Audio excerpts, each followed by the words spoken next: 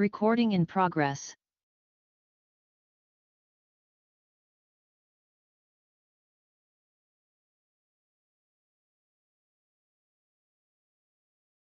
November the 19th, 2023. It's 9 a.m. Proof of posting, please. The agenda was posted on Thursday, September 14th, 2023 at 4:05 p.m. and a supplemental agenda was posted on Friday, September 15th, 2023 at 3:30 p.m. All right, thank you. Well, welcome everyone for being here today. We have quite a few proclamations and presentations to the public this morning. And by the size of the crowd, this is a great day to start passing the plate to help on the budget. And if it does good, we'll approve your request. All right. And for the court's information, we do have a lot on the agenda today. Dustin Chapman and myself have to leave no later than 11:15, and we can't be back here till 1:30, so I doubt we're going to get the agenda all the way through it by 11 or 11:15, so please plan to attend this afternoon. So at this time, let's pause briefly for a moment of silence, and we'll have the pledge to the flag. You may stand, please.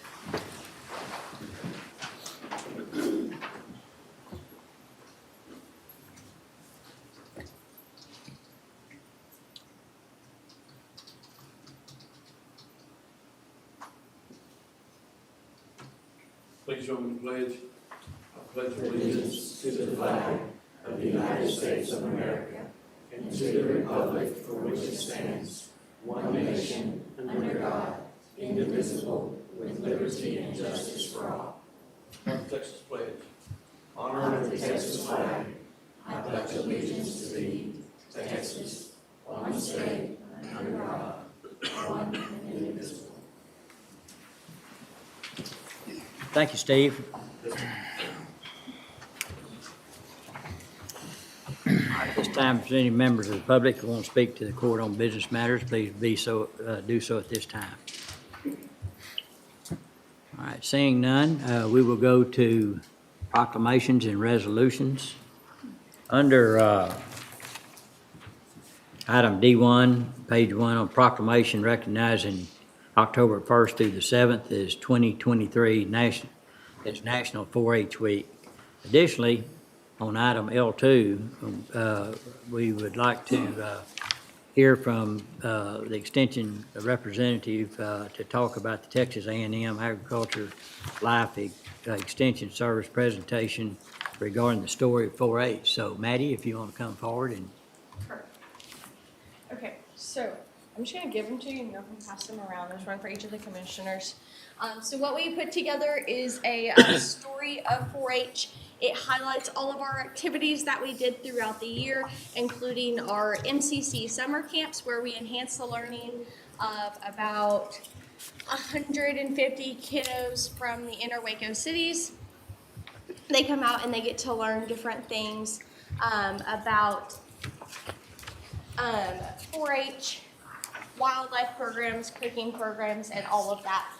We also highlighted our 4-H summer camps that our kiddos went to, and then our banquet is at the very beginning where we had our gold star winners, our silver star winners, and our bronze star winners. Those are the highest achievements our 4-H members can achieve at their different age divisions. And then throughout the storybook, you'll see just many different awards and competitions that our kiddos went to, including stock shows, district competitions, and more. And then we are proud to say that we reached over 8,000 kids in the McLennan County area and the school districts for something called curriculum enrichment, where we enhance their learning about the agriculture industry and give them opportunities to learn where their meat comes from, their eggs, and more. So that was one of our big achievements. And here today with me, I have a couple of my council members. And our county council is something that we take pride and joy in. And I let the kids lead the meetings, and they get to learn about leadership and take on those leadership roles. This year, we've had the highest enrollment in McLennan County that they've ever had, with 473 youth members. We had 83 kids compete at different county contests, 135 compete at district contests, and 26 at our state level contest. Not to mention our scholarship winners, which totaled up to be around $100,000 that they brought in this year. And we also had 132 4-H members exhibit livestock at our county show and 87 at major shows across the state. And through our ag literacy program, which is that curriculum enrichment that I talked about, we reached about 8,500 youth in total. So we're very proud of our program and how y'all support it, and we couldn't thank you enough. So I wanted to give this book to you so you can see what all y'all's support does for us and the kids in McLennan County.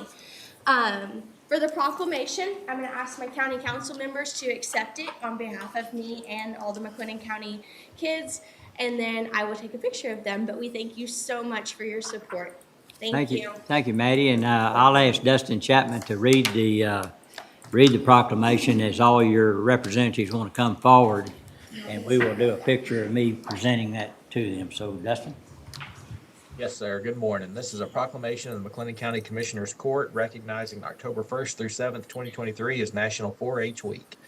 Whereas the McLennan County Commissioners Court is proud to honor the 4-H Youth Development Program of Texas A&M AgriLife Extension Service for 114 years of providing experience-based education to youngsters throughout the state.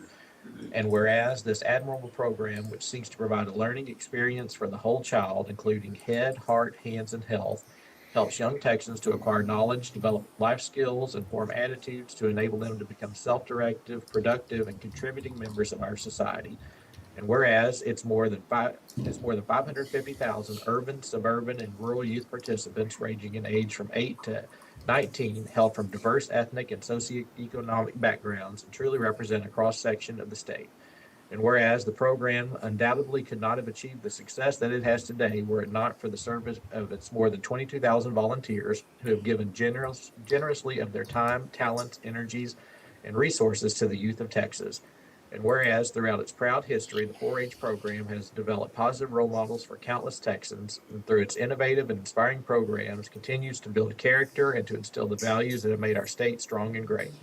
Therefore, be it proclaimed that the McLennan County Commissioners Court recognizes October 1st through 7th, 2023 as National 4-H Week in Texas, and commend the 4-H Youth Development Program of the Texas A&M AgriLife Extension Service and the many men and women who have made this program a success.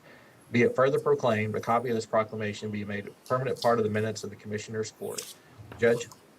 All right, thank you. Well, as many of you know, that I'm a big supporter of Texas AgriLife and all that they do in regards to everything from production agriculture to also training our youth in our community. I was talking to Commissioner Miller before this proclamation was made about how many, we're very fortunate to have a lot of organizations that show an example of thinking about the future by training our youth. And these young ladies are a great example, and actually we look for you to be leaders starting very quickly, and so find opportunities to broaden your influence in the community and take what you've learned and spread that around. 4-H and FFA and these projects are not just showing animals. There's all kind of projects that they can do. So anyone from any socioeconomic background can participate in it. So it's a great thing, and we've supported a lot here in County Commissioners Court. Very proud of our Texas AgriLife representatives here. So present this to you.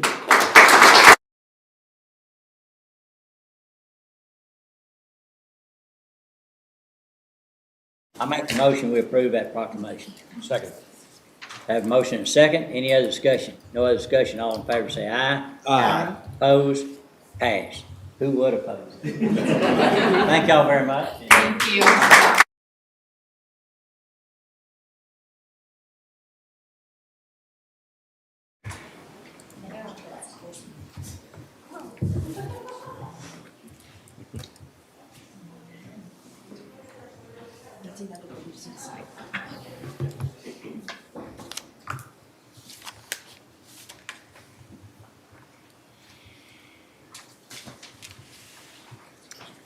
Thank you. All right, next, I'd like to go to proclamation recognizing annual commemoration of the Hispanic Heritage Month. So that's item B1. So who's going to present that? Commissioner Miller? Yes. So Hector and anyone else from the group would like to step forward?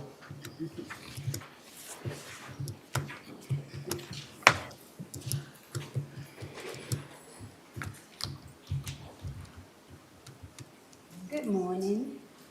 Good morning. Good morning.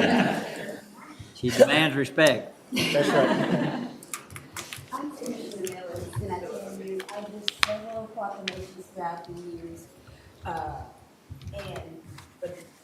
every now and then I get one that has a really historical significance.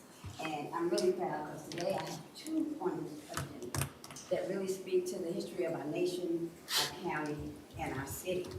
And this one, I'm honored to present to you all. First, tell us who you are. I'm gonna. Okay. You gonna say your name? So Martinez.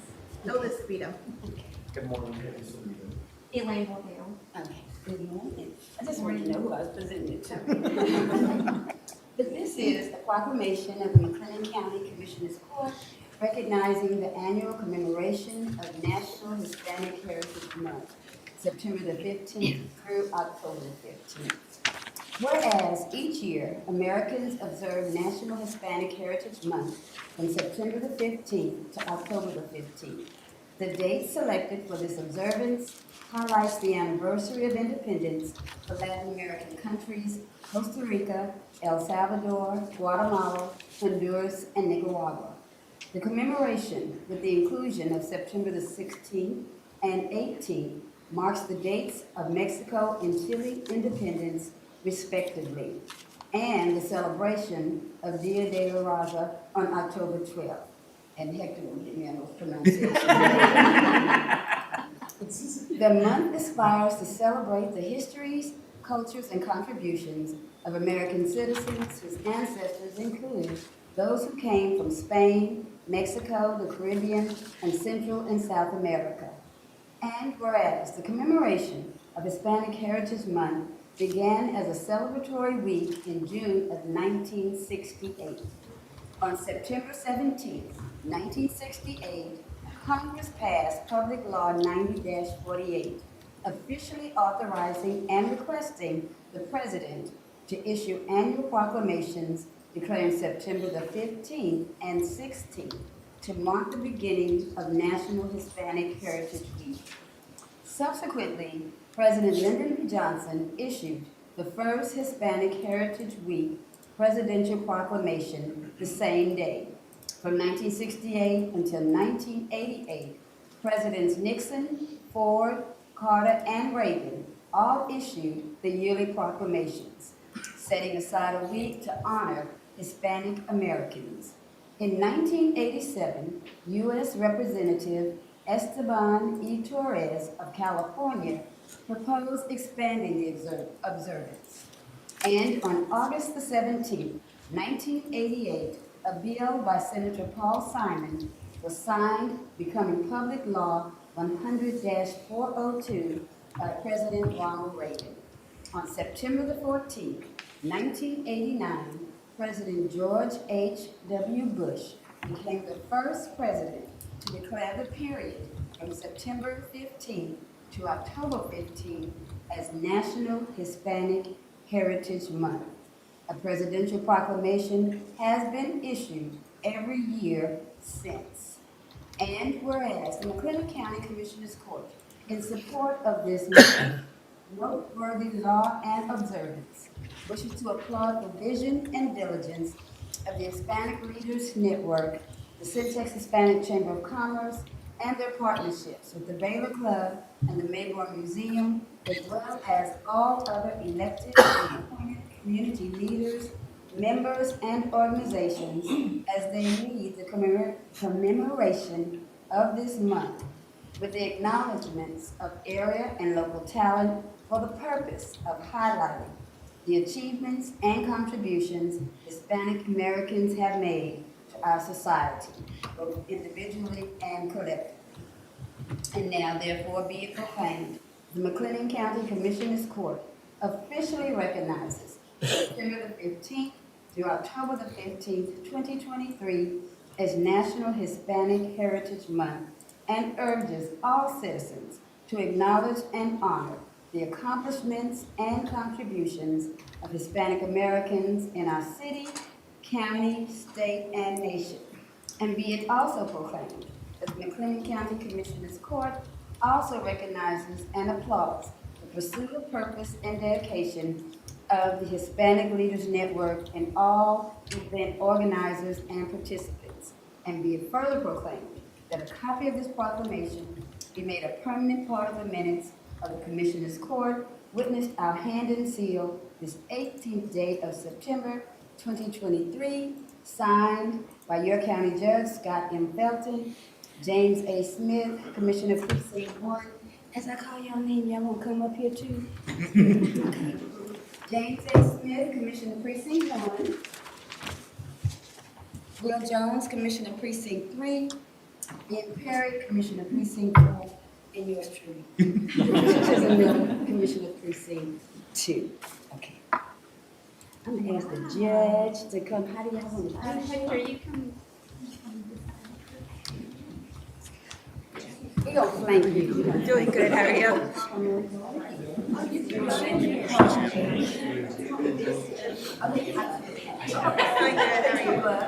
We got two. Can you see all of us? Thank you.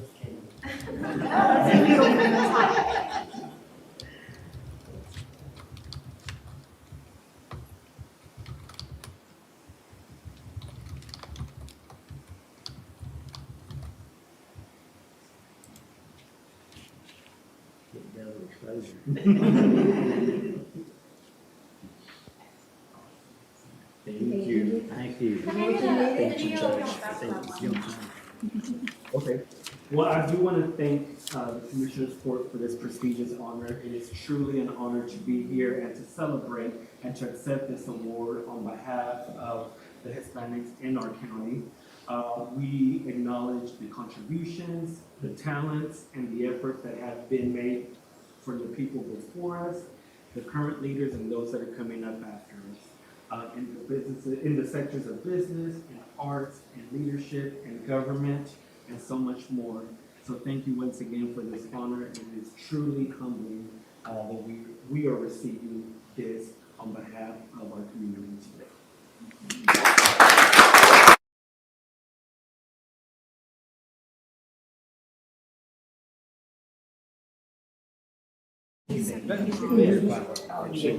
Judge, we need a motion. Okay. Thank you, sir. You go ahead. Thank you so much. All right, I'll make a motion. We approve that proclamation. Is there a second? Second. We have a motion and a second. Any other discussion? No other discussion. All in favor say aye. Aye. Opposed? Pass. Thank you.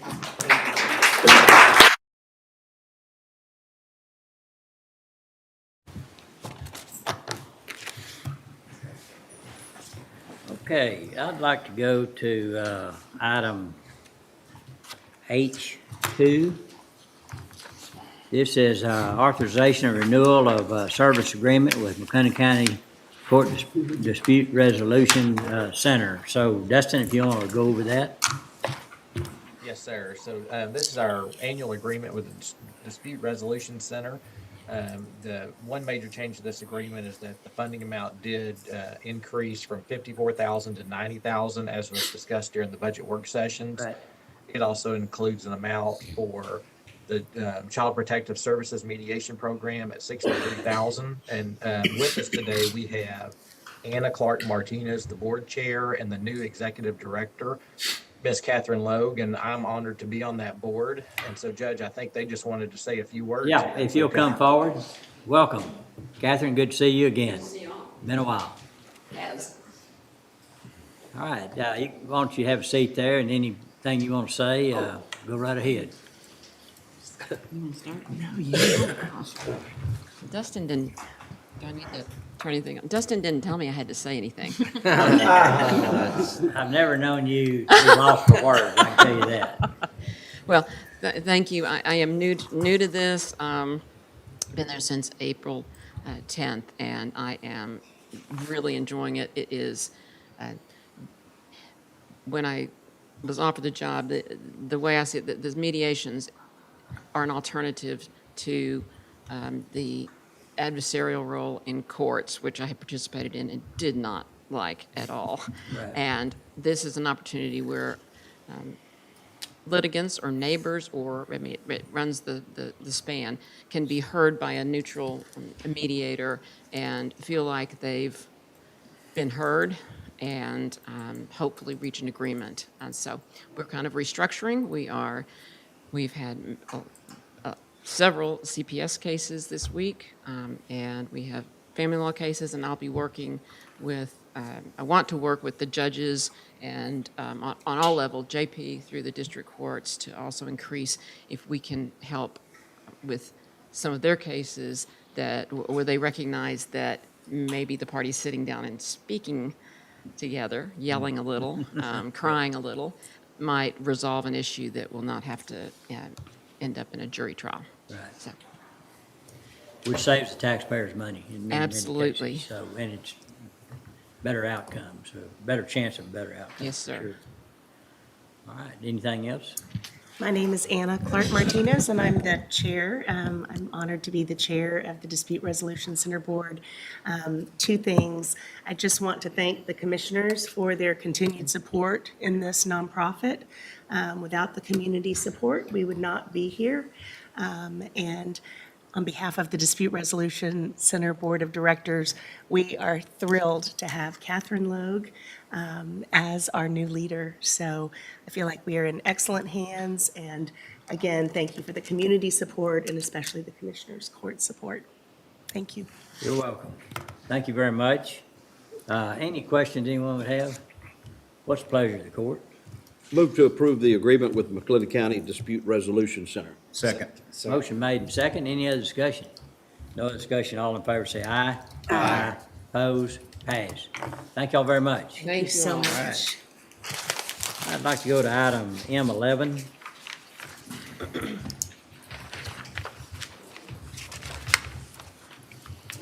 All right, M11 is approval of McLennan County Sexual Assault Response Team, the bylaws and protocols. And we have Amy Derrick and with the Advocate Center here, so if you want to come forward, Amy. Glad to have you. Thank you. Good morning. Morning. I am the chair of the McLean County Sexual Assault Response Team. In the 87th Texas regular session, it was mandated that every county in the state have a sexual assault response team. And these are the bylaws and protocols that we have made for the county. Okay, any questions or comments from anyone? Is this the sheriff's department or advocacy center, or is it It's got members from Okay. the Advocacy Center, Sheriff's Department, Waco Police Department, okay? the Behavioral Health Network is great. also a part as well. And you have a representative here that's part of the group. Come on up and introduce yourself.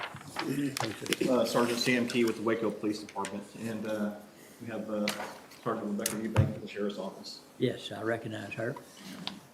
All right. Anything else? No, it was a work in progress. Thankfully, Amy and Derek came on board and put this thing together. It's been in the works for almost 2 years now, and so we're finally at this point, and we're excited that we're here, so we're good. Thank you. Any questions anyone would have? Not, what's the pleasure of the court? Motion to approve. Second. Motion and second. Any other discussion? No other discussion. All in favor say aye. Aye. Opposed? Passed. Thank y'all very much. Appreciate what you Thank y'all do. for what you do. Appreciate you. All right, I'd like to go to item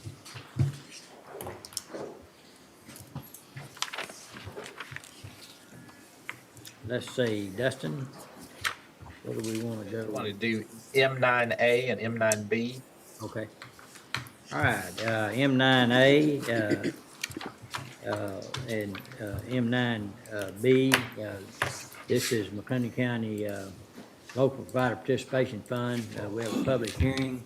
So Heather, you want to Yes, sir. explain what we're doing here? So I just have a little brief overview, just as a reminder. Beginning in 2013, local governments received approval from the Texas legislature to operate local provider participation funds. McLennan County, the jurisdiction for the MRSA Central Service Delivery Area, was enacted in 2015 per House Bill 2809, Session 84R, Chapter 294 of Health and Safety Code.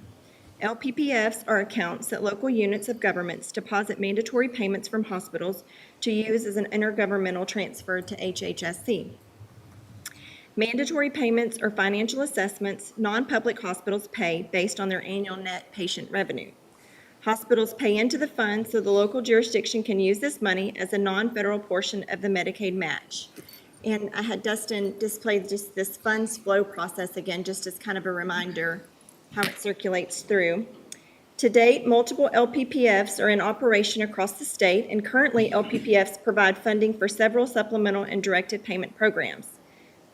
Today, we gather per Section 294.101 to discuss, consider, and take action on setting a mandatory payment rate not to exceed 6% for the upcoming fiscal year 2024.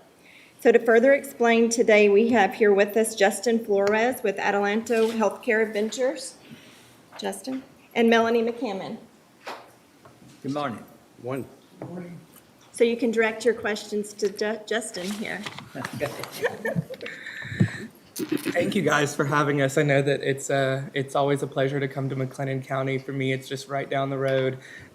We are so happy to be here on behalf of the local providers, and if you guys have any questions, I would be very happy to answer them. Okay, any questions? And we will have a public hearing, but if there's any question before we go into that. All right, I'll now open the floor to public hearing. If there's anyone here to speak to that. Seeing none, I'll close the hearing. So, I just want to confirm Yeah. something. That's the same rate we used last year, isn't it? The okay, I know, 6%? that's on Okay. item M9B is the rate, and so Heather, you want to speak to that rate, and that's a good question. So 6% is the max rate, and it was the rate last year, and again, it's the proposed recommended rate for this year as well. Okay. All right, any questions? Just a wonderful program. All right, This program has really helped the local providers and what they're able to provide as far as beds and things like that, with different programs right, without having to sacrifice. right. All right, any other questions or comments? What's the pleasure of the court on both of these items, M9A and M9B? I would move to approve M9A and M9B. Second. All right, have a motion second. Any other discussion?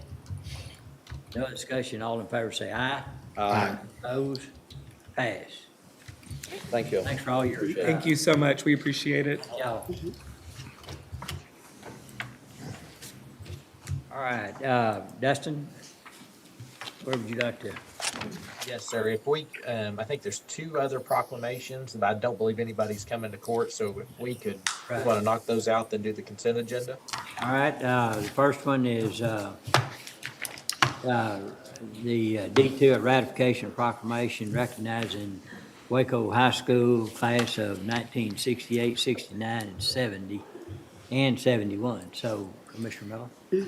Good morning again. As I said earlier, I do several proclamations throughout the year.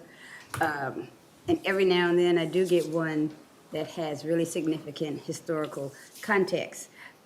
Like I was really excited to learn about the proclamation I presented to the Hispanic Leaders Network.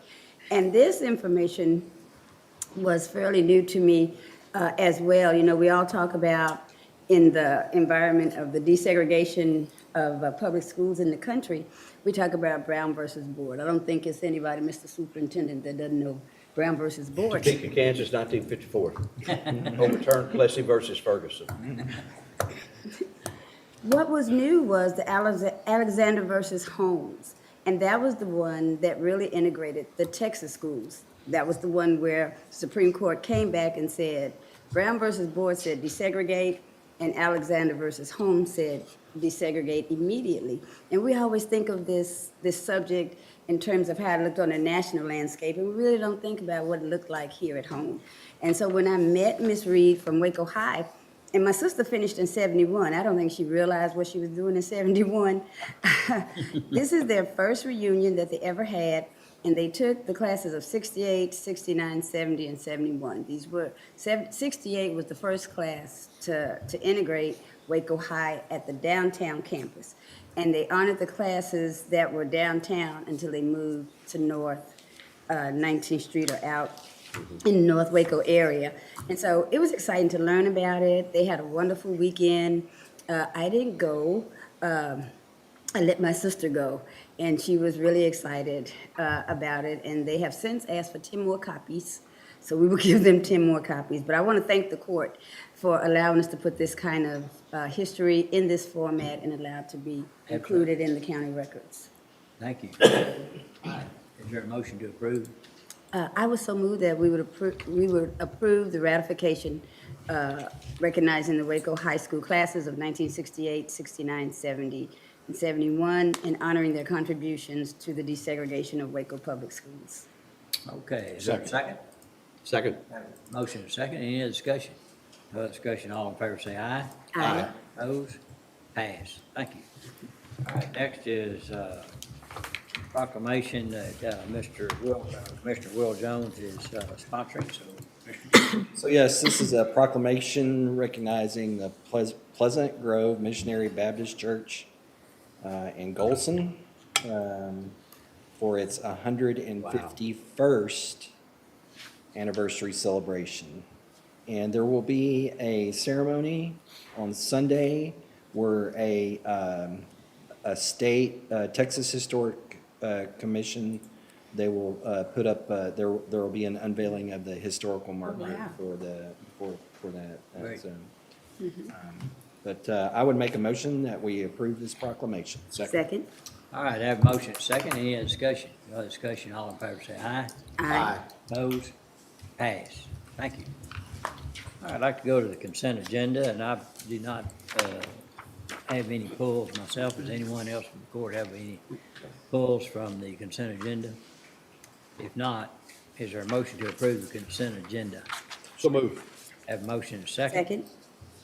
All right, any other discussion? If not, all in favor say aye. Aye. Opposed? Pass.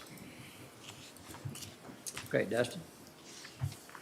All right, Judge, I think we can move on to item F, budget amendments. So F1's regarding the FY '23 budget. All right. Francis? Good morning. I believe we need to defer again F1A. Motion to defer. Second. Have a motion second, any other discussion? No other discussion, all in favor say aye. Aye. Opposed? Pass. And then F1B, we're going to pull with no action. All right, pull with no action? Yes. Okay. And so then starting with F1C. F1C is in the general fund for 54th District Court.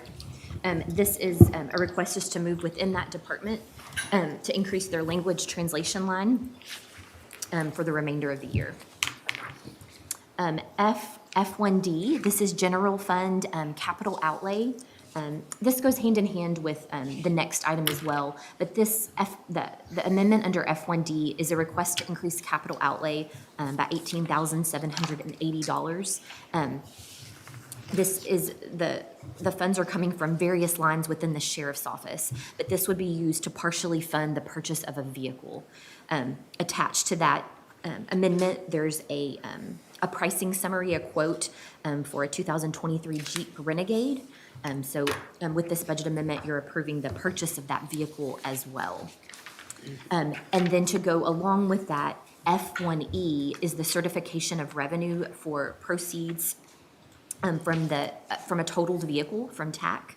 And so there's a budget amendment attached to that would take those proceeds and increase capital outlay by the same amount of proceeds received. So those two pieces together will allow them to purchase that vehicle if you approve. F1F, this is General Fund Constable Precinct 5. He is requesting to increase supplies and travel reimbursement in his department by moving from another line in his department. F1G, this is General Fund Criminal District Attorney, requesting to move within that department into supplies to cover the remainder of the year. F1H, this is Fund 401, our Permanent Improvement Fund. This request is to increase the line item for ADA cost related to the records building, and the amount is based on an invoice that you approved on the last agenda from STV or CPNY.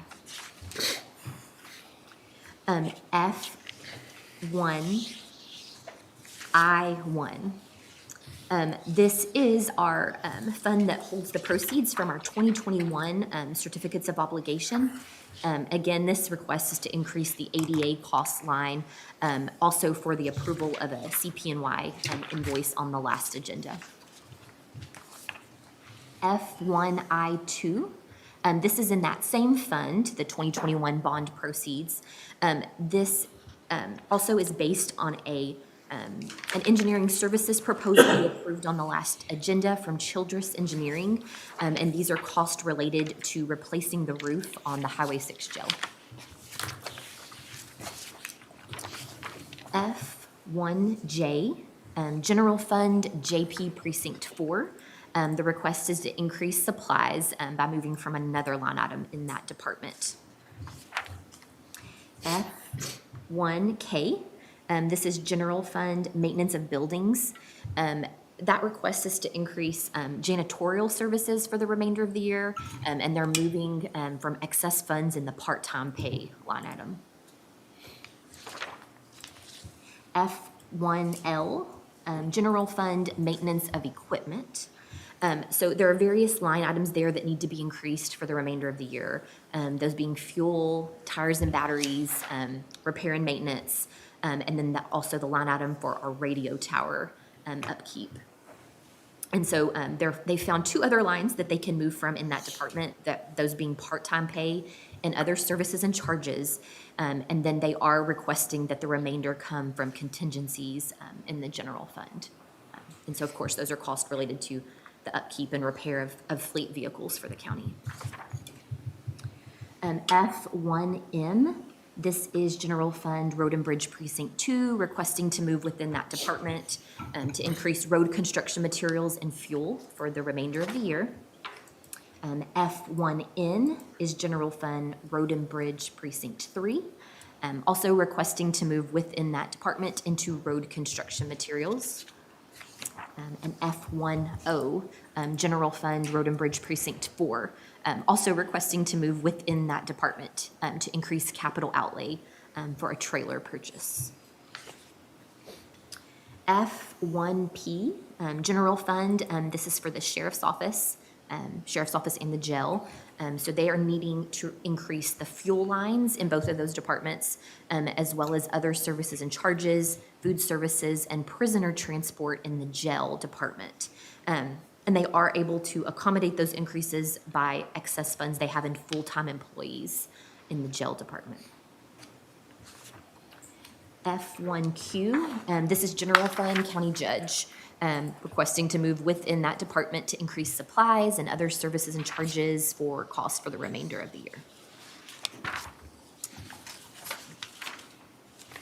So F1C through F1Q are the ones I covered. If you have any questions, please let me know.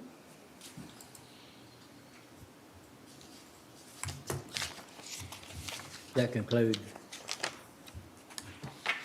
Is that all of the, That's all the budget amendments, yes, sir. The next item is something different. Okay. All right. Are there any questions on the items mentioned? If not, is there a motion to approve? I believe F1C through, was it F1Q? Yes, F1Q? yes, Yes, sir. yeah. All right. I'll make a motion to approve those. Second it. I have a motion second. Any discussion? No discussion. All in favor say aye. Aye. Opposed? Pass. All right. F1R is authorization of Texas Association of Counties claim deductible invoice. This is for a claim associated with the estate of Christopher Blackwell, and it is related to the district attorney's office, and it's recommended for approval. All right, I'll make a motion to approve. Is there a second? Second. Have a motion second. Any questions? No questions. All in favor say aye. Aye. Opposed? Pass. All right, F2. Yes, sir. F2 is regarding the FY24 budget. F2A is authorization of department head salary schedule. Francis or Anna? Either, this is a listing, like you all receive for each of your offices, of course, but it is the salaries that were set in the 2024 budget. And so now, you let us know what you want those actual salaries to be effective October 1st, 2023. Okay, Anna, you have a recommendation? Yes, sir, I do. So I have computed or calculated the compensation ratios with all current salaries plus the cost of living adjustment at 3.51%. And HR recommends setting salary with COLA. That would bring, that would maintain consistent compensation ratios across all department head positions. All right, any questions? All right, what's the recommendation of the court? Motion to approve. Second. Have a motion second. Any other discussion? No other discussion. All in favor say aye. Aye. Opposed? Pass. Moving on to item G, bids, RFPs, RFQs. G1 is authorization of video surveillance system quote from Extraco Technologies for JP Precinct 3, and I believe this needs to be deferred. All right. Motion to defer. Second. Have a motion second. Any other discussion? No other discussion. All in favor say aye. Aye. Opposed? Pass. G2 is authorization of recommendation for bid 23-018, construction of Panther Branch Road Bridge at Rock Springs Creek. Kent? We received one bid on this solicitation. We did send this out to a great number of our contractors we've used in the past, and we only got one response. We did have our engineer, we had Zane review the response, we had BGE review the response and the breakdown.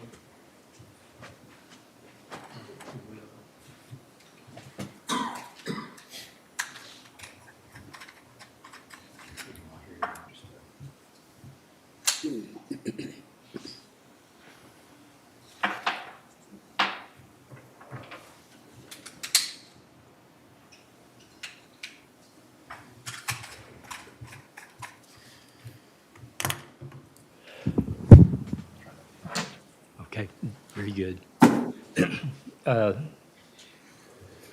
The bid response was within 10% of the engineer's estimate, and in the amount of $886,817.65. And it's recommended by us that we accept the low and single bid for this project.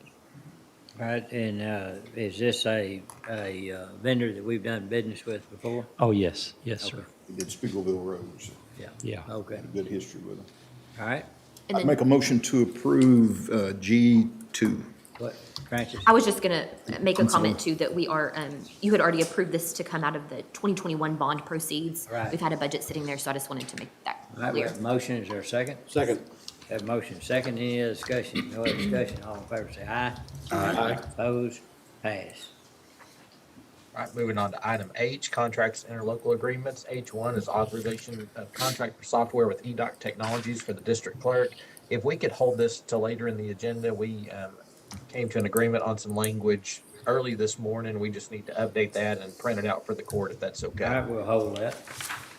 All right, dropping down to item H3, authorization of contract for services with CASA. We need to defer this. We've learned some new info yesterday, and we need to change some of the wording in our agreement. We'll have it ready next agenda. All right, I'll make a motion. We defer. Second.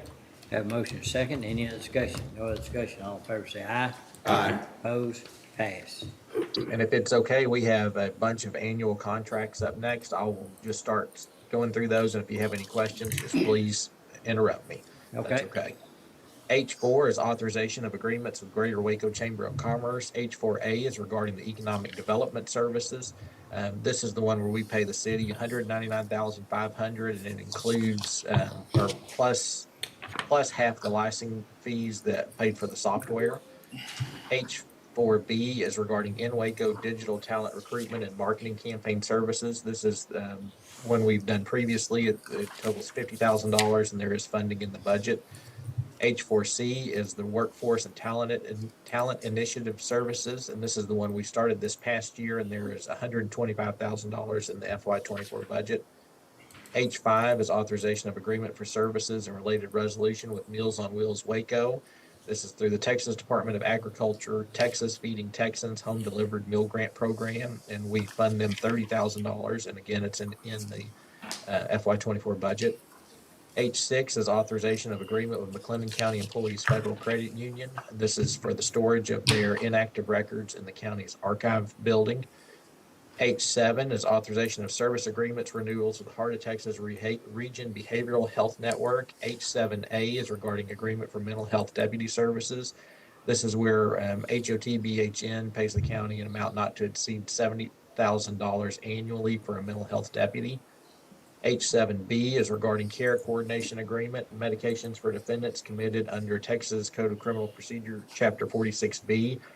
This is what we started a few years ago, where we provide that 90-day post-release prescriptions for the inmates that have been released. H7C is regarding agreement for comprehensive mental health and mental retardation services. This is the broad large contract with MHMR, where we pay an annual amount of $178,600. H7D is regarding agreement for emergency psychiatric services. And this is where we reimburse HOTBHN an amount not to exceed $92,400 for the provision of those services. H7E is regarding the agreement for jail diversion, pretrial diversion services. This has several parts to it. One part is the jail diversion services. This was increased from last year, where we paid $215,000. It's now $412,000. This was due to staffing issues for these full-time caseworker spots at the jail, and MHMR has increased that salary, and we now have been able to attract and retain caseworkers there. Reintegration Roundtable is part of this as well, and as well as the pretrial diversion services program. And there is funding included in the budget for all these. H7F is regarding the grant agreement for medical clearance initiative at the Crisis Treatment Center. This is where the county provides $80,000 for that medical clearance piece. H7G is regarding current intergovernmental agreement with Lisa Facility Community Crisis Triage and Respite Center. This is the old juvenile facility that we lease at 1200 Clifton, that we lease to BHN for $1 per year. And then they provide the first $10,000 worth of maintenance, and then the county's responsibility picks in after that. H8 is authorization of contract for services with Startup Waco. This will be the first year of this contract, and it totals $50,000. H9 is authorization of contract for fire protection services with county volunteer fire departments. Reagan, were we still waiting on any info on this one? Yes. Okay. Do we need to defer it then? I would say yes. We don't have anything yet. All right, on H9, I make a motion we defer. Second? Have a second. Any other discussion? No other discussion, all in favor say aye. Aye. Opposed, passed. All right. H10 is authorization of interlocal agreement with Waco Crime Stoppers, and this is where we provide $10,000. So Judge, that's all the annual ones that are grouped there together. So it would be, sorry, it'd be H4, including H4A, B, and C, H5, H6, H7, including H7A, B, C, and D, and E, and H7F, sorry, G, and then H8. And H10. Okay. Is there a motion? Move to approve. Is there a second? Second? All right, I have a motion, second. Only comment I have, I think most of these contracts, Dustin, have a requirement for them to report their status Yes. Not so concerned on the smaller ones, but, and I'm not really concerned about anything other than want to point out, we do ask for updates during the year, to find out if there's any issues. I think the court would want to know that, so, Yeah, especially the staffing issues that we increased the yeah. amounts so that we could fully staff. Well, I yeah, want to see how the staffing issues are working right, out. if that resolved it or not.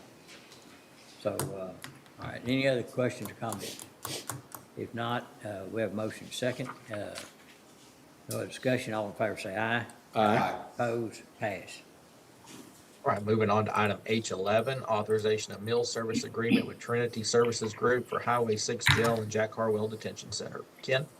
Yes, this agreement goes along with our solicitation for meal services for Jack Harwell and Highway 6 Jail.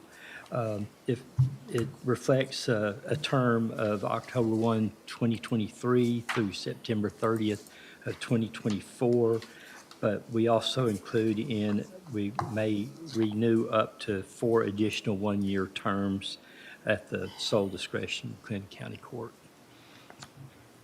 Okay. All right. Any questions? Oh, and it was reviewed by Mike Dixon. Okay. Sorry. All right. No questions, what's the pleasure of the court? Motion to approve. Second. Have a motion second, any other discussion? No other discussion, all in favor say aye. Aye. Opposed, pass. H12 is authorization of care coordination agreement with Heart of Texas Behavioral Health Network for the McLennan County Specialty Courts. I know Amy can be available if there are any questions, but this is basically just, it lays out the care coordination process between the specialty courts and Behavioral Health Network, and it's been reviewed and is recommended for approval. Okay. Any questions? If not, I'll make a motion to approve. Is there a second? Second. Motion made and second, any other discussion? No other discussion, all in favor say aye. Aye. Opposed, pass.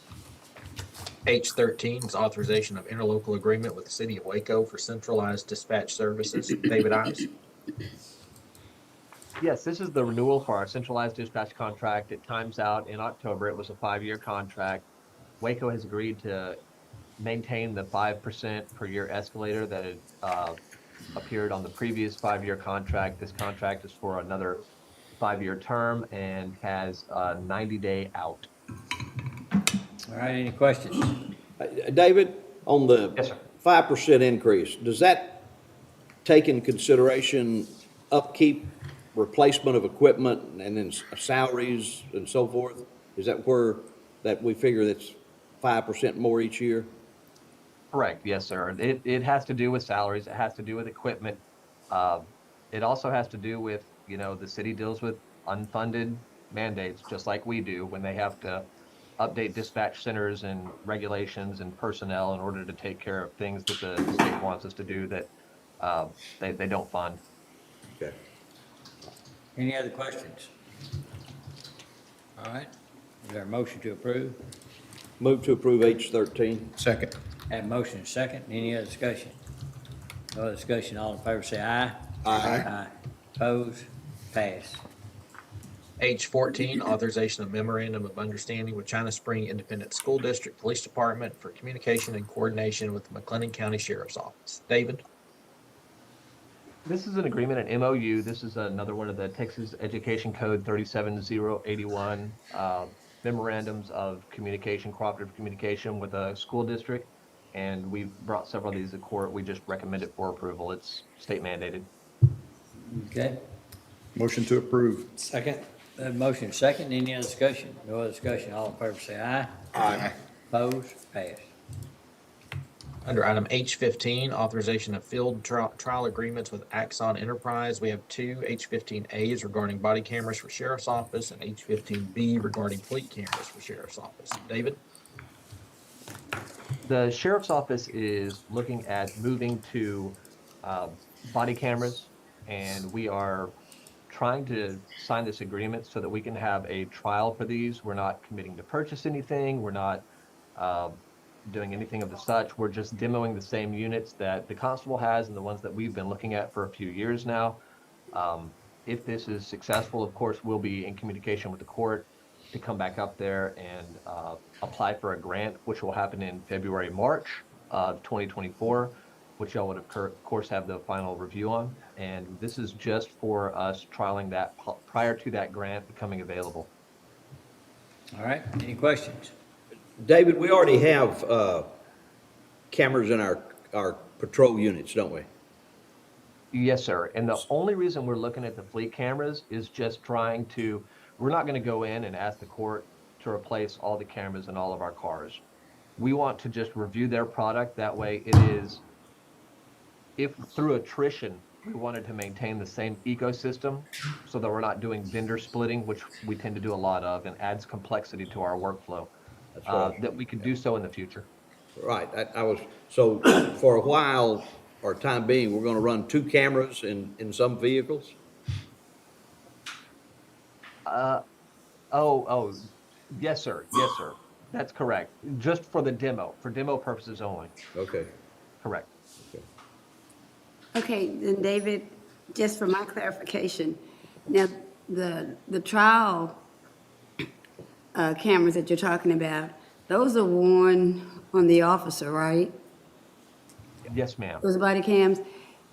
Tell me the difference in that body cam and that car cam, and why they would be switched out, because I thought you run both a car cam and a body cam, So the sheriff's office currently does not run body cameras. right? And the car cameras that we run are from a company called WatchGuard. And the only reason that we are looking at the car cameras from the company that we are now wanting to demo the body cameras is to have that single ecosystem of cameras. So we don't have one camera going to one server and one camera going to another server. It's just one ecosystem. And the department, once again, this is just a demo, has not made that determination as to whether we're going to go that route yet. We just want to see what that option looks like for us. Oh, okay, then it's getting a little clearer. So, because I was thinking that your cameras in your car, they were in place and operating, and now you were talking about looking at a system that would give you the body cam, but you're talking about a system that would give you the body cam and also synchronize with new car cams from the same company as the body cam? That's what you're Yes, saying? ma'am. But Okay. only through attrition. We have not decided on the fleet cameras. We're just reviewing them because we want to see their package. And we certainly may not go that way, but we are very interested in the body cam package for sure. Okay, okay. All right, any other questions, comments? All right, is there a motion to approve moving forward? So move. Second. Have a motion and a second, any other discussion? No other discussion, all in favor say aye. Aye. Opposed, passed. And if it's okay, while we have David, and I know Chief Deputy's there as well, if we could drop down to the supplemental item D, under grants, D1, discussion and action regarding the Office of the Governor, Criminal Justice Division, County Innovations to address commercial sexual exploitation grant. So David or Chief Deputy? So I'll kick this off. We had asked the court to write a letter of support for the grant for the state governor's office commercial exploitation grant. And we have not received that grant. We were not awarded that grant. We've received the official communication that says we are not receiving that money.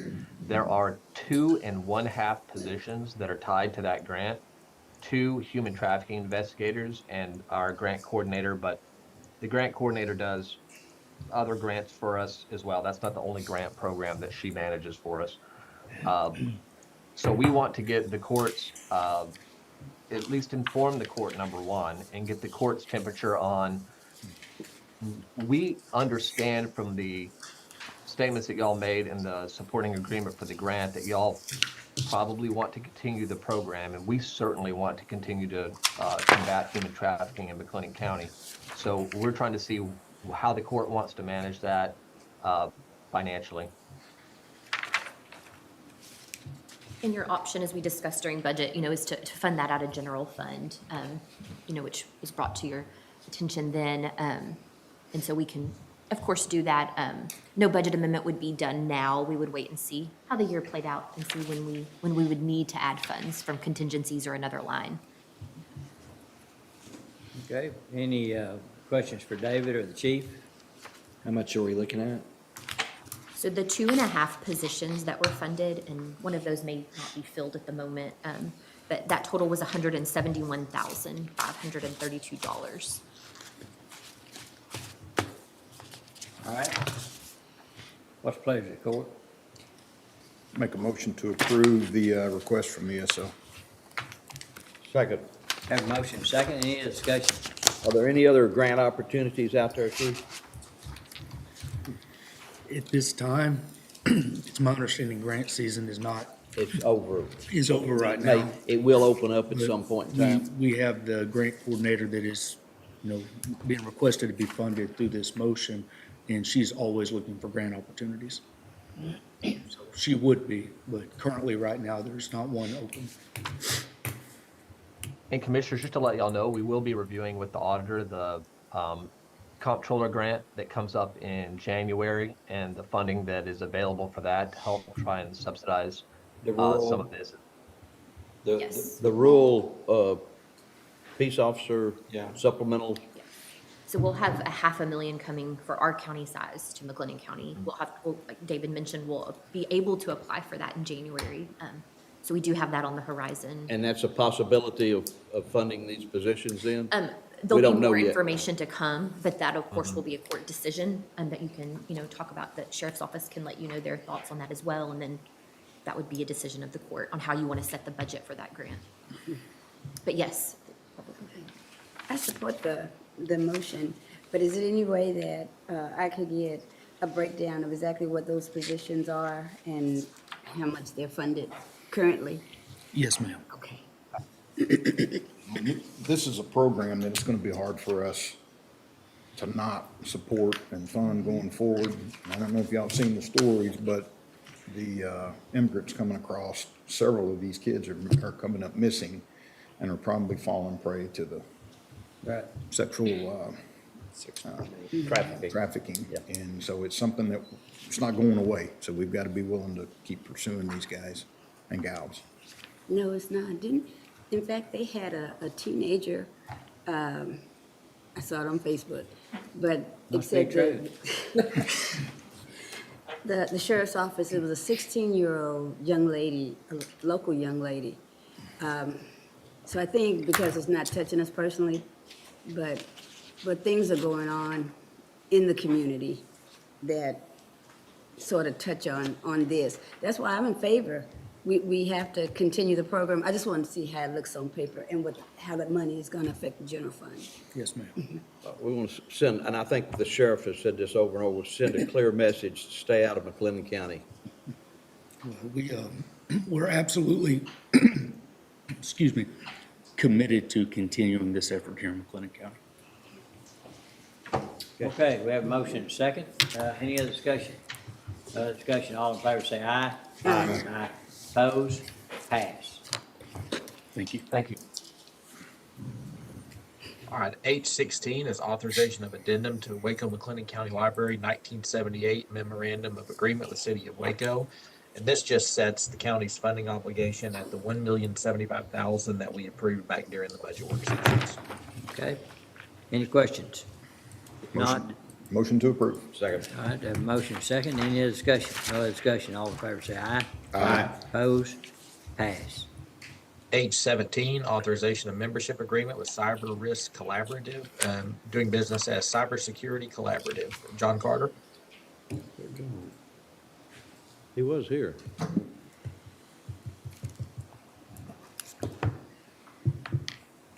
Must have technical issues. Once a year.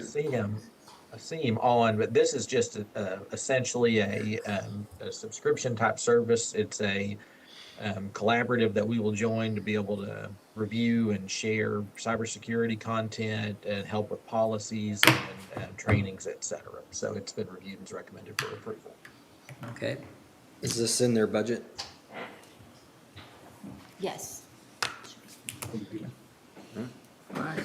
Motion to approve. Second. All right, have a motion second. Any other discussion? No other discussion. All in favor say aye. Aye. Opposed? Pass. H18 is regarding the current customer service agreements with UniFirst, authorization of amendment A for uniforms for road and bridge precincts. Ken? Yes, sir. It's that time of year for us to take a look at the uniform contract with UniFirst. And we've been through a lot of conversations with some of the precincts. And, it's just an amendment for another year, same pricing as this past year. And so we actually had another meeting with the area head yesterday, trying to resolve some of the issues that have come up in this renewal season. So hopefully all will improve. All right, any questions?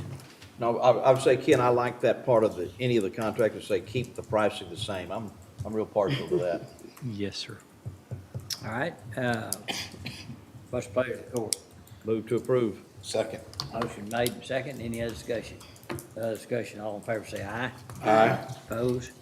Pass. H19 is authorization of financial renewal and terms amendment with United Healthcare Services for the McLennan County Group Health Plan. Anna? Yes, I need to defer this item. Again, we're still working on that. All right, I'll make a motion to defer. Is there a second? Motion made and second, any other discussion? No discussion, all in favor say aye. Aye. Opposed? Pass. H20 is ratification of agreement order form with Udemy Business Professional Development Training Subscriptions. And John, I don't know if you're back on or not, but this was actually presented to court back in July and approved, but there was a agreement order form that needed to be signed, so that's why it's back on the agenda, but it's for training to be utilized by both IT and HR. And this is ratification, right? So, That's correct. all right, I'll make a motion to approve the ratification. Second. Motion made and second, any other discussion? No other discussion, all in favor say aye. Aye. Opposed? Pass. John, Under item it actually goes a little smoother if you're not on. Thank you. All right. Dustin. Under item I, capital improvement, repair and construction projects, I-1 regarding capital improvement projects for the Cameron Park Zoo, agreement with the City of Waco, authorization of invoice related to the Education Center, Veterinary Hospital, Livestock Barn, and Penguin Exhibit. Francis? Yes, this is the August invoice from the city for reimbursement for expenses they've incurred for the zoo projects. And it totals $683,702.92. This comes strictly from those bond proceeds issued for this purpose. It's been reviewed and recommended for payment. Okay, all the boxes were checked, so should be fine to approve. I'd make that motion. Second. I have a motion and a second. Any other discussion? No other discussion. All in favor say aye. Aye. Opposed? Pass. I-2 is regarding McLennan County downtown jail remodel for courtrooms and office space, agreement with Brinkley Sergeant Wigington, authorization of invoice number 11. This invoice totals $74,230.81 and is related to their schematic design services. And we've been, our group, me, TJ, Ken, and Zane have been meeting with Brinkley Sergeant and Irwin's folks bi-weekly for the past little bit. We have some upcoming meetings, and then hopefully we'll be bringing a good update to the court sometime in the next month or two. So, but it's been reviewed and it's recommended for approval. Okay, any questions for Dustin? Make a motion to approve I-2. Second. All right, we have a motion and a second. Any other discussion? No other discussion. All in favor say aye. Aye. Opposed? Pass. All right, we have nothing under item J. Under item K, grant proposals. K1 is our ARPA discussion. K1A is authorization of revised beneficiary agreement with McLennan County Water Control and Improvement District Number 2. They have approached us and asked to be able to use their ARPA funds on items other than the generator. The generator bids are back in, or actually they're still working on those generator bids, and generators are about a year out from actually being able to have them physically on site, but they are already working on the cooling towers, and there's payment due on that part. So we're seeking to revise this agreement and let them be able to use ARPA funds for items that are more pressing or a higher priority than getting those generators. And then we have something similar for China Spring Community Water under K1B. Same thing here. They need to be able to improve their water well services rather than the improvement of just their water lines. And Mike, did you have anything you wanted to add to those two? No, back when we approved these, I indicated that we might have to come back and amend, and we did actually amend some, we did actually change some of them that went out initially. But I said that we would probably have to come back on some that got the first round of agreements and amend because they had higher or more pressing needs to actually serve water than the generators, which are actually probably 18 to 24 months out. And most of these allotments won't pay for the generators anyway. So it's better for them to be able to make the immediate improvements they need to serve the citizens. I agree with that, as long as they qualify, which sounds like they do. And I think we're gonna see a lot of this shuffling because of delays in receiving, getting the materials they need to do these add-ons. So just be prepared to look at a lot of these things, so. So Judge, then none of the money originally allotted will be left for generators. Is that correct? They're gonna use all of it or just some of it? Probably all of it, Okay, Commissioner. and that's fine too, I understand, because they gotta do what they gotta do, and that's understandable. I guess the only question I would have, the federal mandates were that, or state mandates, whichever, were that they have backup power supplies, so I guess my question is, how are they going to get those, Mike? Well, that's for down the road, Other and funding. I'm gonna guarantee you that the state is gonna have to come up with something else because none of these little water supplies and even some of the small municipalities are gonna have the money to do the generators. And like I said, even what these entities are getting from us, for example, we were giving, I forget what the amount was for one of these, but the generators were going to cost $800,000, which is about 4 times what we're getting. Wow. So, so you know, at this point, they need stuff to get their people water now. Sure, I understand that perfectly. I'm just worried about the backup power part, so I understand what they're needing. Well, it's not our obligation to make sure that they comply with the state law. It's I understand, I was just worried Yeah, about it. ultimately, if they don't get some kind of state financial help, that they'll just have to raise water rates to the extent that it covers their debt. And they'll have to, find financing as well, so they don't have to pay for it all at one time. You know, Elmont Water is always, they're trying their hardest now. Yeah. In the past, they didn't. And so unfortunately, they're behind. And I think that's kind of a countywide type of. Yep. I agree. Of issues. So, I mean, we, how many, Ken, we've done 2 of those. Well, we received the second one, but we have a third one that we're. Yeah, so they're always, I mean, they're doing these, what is that? It's a, The block grant. block grant, it's a community development block grant, so. Those are federal, right? Yes. Generally block grants. Yes. They are. Okay. All right, well, inflation will trickle down to the consumer by the water bill going up to cover this stuff, so. Probably so. Yep. And- no and question just about it. in- The only place it can go. Yep. Was there a motion already, Judge, on K1A and B? Oh, I'm waiting for one. I'll make it. All right. So Second. moved. Have a motion second. Any other discussion? No other discussion. All in favor say aye. Aye. Opposed? Pass. K1C is authorization of legal services invoices from Haley and Olson for ARPA matters for August. Invoice total $720, and it's been reviewed and is recommended for approval. Move to approve. Second. All right, have a motion second. Any other discussion? No other discussion. All in favor say aye. Aye. Opposed? Pass. K2 is regarding the bipartisan infrastructure law discussion. I just looked and I do not see Georgina on the line. And I sent 2 communications to her following last court session and have not heard anything back. I think the next communication needs to say, we don't need your services any longer because you can't meet our. Can that be a decision today? Is that an action item? Can that be an action item today? Because it's on the agenda No, we need to find regarding the, something else. It's, it's not on specifically about them, but I can, Mike, are you fine if we go ahead and send a letter? Well, what about what's the next meeting, the 8th or The Or third. that's third, fine. third, we can do it then. I just say that we've why gone don't we 50. do, actually put on termination of, Okay, we will get the language okay. to do All that. right, It's been 15 months and we have absolutely nothing on the ground.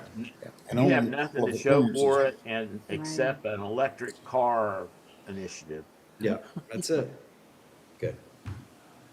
All right, so no action needed on that. Now, K3, regarding the State Criminal Alien Assistance Program, SCAT, acceptance of the FY22 grant award. And we've been awarded an amount totaling $118,173, and we just need a motion to approve that grant award. Motion to approve the grant award. Second. I have a motion second. Any other discussion? No other discussion. All in favor say aye. Aye. Opposed? Passed. K4 is regarding the statewide automated victim notification services Savins grant, authorization of first contract renewal of participating entity services, agreement with APRIS Insights. So back in September, we approved the agreement with the Office of Attorney General for this program. The OAG contracts with APRIS as their certified vendor. So this is just a motion to approve the contract renewal between the county and APRIS. All right, what's the pleasure of the court? Move to approve. Second. Have a motion second. Any other discussion? No other discussion. All in favor say aye. Aye. Opposed? Passed. Under item L, Department Office Specific Request, L1 is Constable Precinct 4, authorization of cell phone request. Ken? Yes, there was a misunderstanding last court on the cell phone. They did not need the hotspot that was on the request. And so this is just for a cell phone with the service of $39.99 per month plus applicable fees and a one-time charge for a cell phone case. All right. Any questions? Only thing, Ken, you're still working to try to assemble some of that information we asked about? Yes, I know it's taking time. I've had conversations with Francis and John. Okay. We're trying to get an idea on that.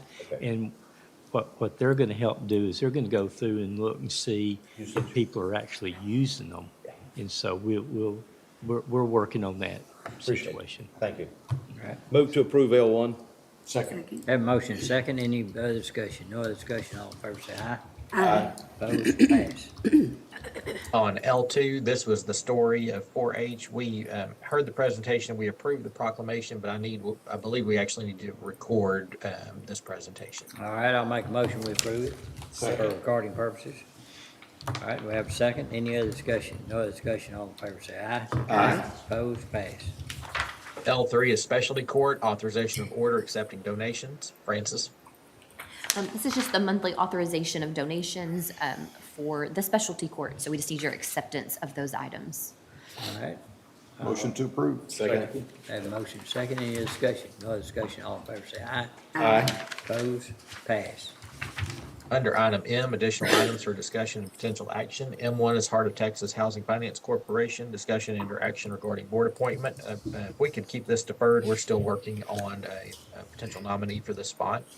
Motion to defer. All right, there's a motion second to defer.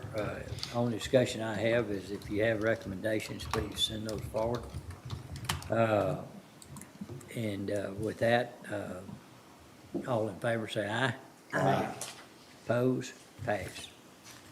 M2 is the discussion and interaction regarding appointments to McLennan County Park Plan Committee, McLennan County Parks, Recreation, and Open Space Master Plan update. Judge, I believe you had a couple names you wanted to share. Well, what I'd like to do, can we defer this? Because what I'd like to do is present a couple of names and be open to any other names being submitted for this. And have a little bit more discussion about it. But, and actually, the overall purpose of it kind of refresh us on what this grant looks like. In fact, we can have that discussion right now that this is a county-wide, right? And and we. Sorry, Judge. Well, to qualify for the grant, it has to be countywide. But we can, tell me if I'm wrong, but we can specifically look at projects on Trading House Park if we're not interested in other park areas. It's been. That's right. So Go ahead. essentially, we have to have the master plan to be, it's not to be eligible for a Texas Parks and Wildlife grant, but to be able to be competitive, I guess is a better way to put it. You receive a certain number of points from the way I remember it before, if you have the updated and complete master plan. So to be competitive in a grant application, we need to have that complete. But Texas Parks and Wildlife a few years ago, the funding had been cut, and also the federal grants, there were not many, but now they've opened back up where they have the boating access grant, which is what we received for Trading House. That was the first grant we had received there. And then they have, larger, public space grants, outdoor recreation grants that we can apply for. But we would need this master plan to be competitive in those grants. Dustin, does it require the creation of a park board?